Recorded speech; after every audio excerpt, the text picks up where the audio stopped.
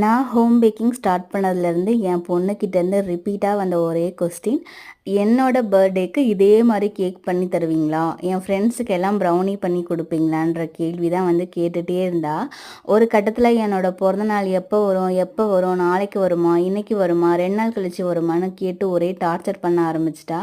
அவ கேட்ட மாரியே அவளோட பர்த்டேவும் வந்துடுச்சு. அவ ஆசைப்பட்டு கேட்ட மாரி அவளோட ஃப்ரெண்ட்ஸுக்கு வந்து ராகி ப்ரௌனி நல்லா தாராளமா நட்ஸ்லாம் போட்டு பண்ணி குடுத்தேன். ஒரு 30+ கிட்ஸ் இருப்பாங்க. ஸோ வந்து ஒரு 40 to 45 பீஸ் வந்து நான் வச்சு அனுப்பிட்டேன். அங்கே அவளோட கிளாஸ் டீச்சர்ஸ்க்கு அப்புறம் அவளோட மேம்ஸ்க்குலாம் வந்து முட்டை மிட்டாய் தான் பண்ணி கொடுத்தேன். எல்லாருமே வந்து டேஸ்ட் நல்லா இருந்துச்சு, சூப்பராக இருந்துச்சுன்னு சொன்னாங்க. என் பொண்ணும் ரொம்ப ஹாப்பியாகிட்டா. அவள் கேட்ட மாதிரி அவள் ஃப்ரெண்ட்ஸுக்கு ப்ரௌனி பண்ணி கொடுத்துட்டேன். அவள் கேட்ட மாதிரி அவளோட பர்த்டேக்கும் கேக் பண்ணோம் இல்லையா, அதை வந்து நான் நெக்ஸ்ட் வீடியோவில் காட்டுறேன். அவளுக்கு நான் என்ன மாதிரியான கேக் வந்து பண்ணேன்னு சொல்லிட்டு. Thanks for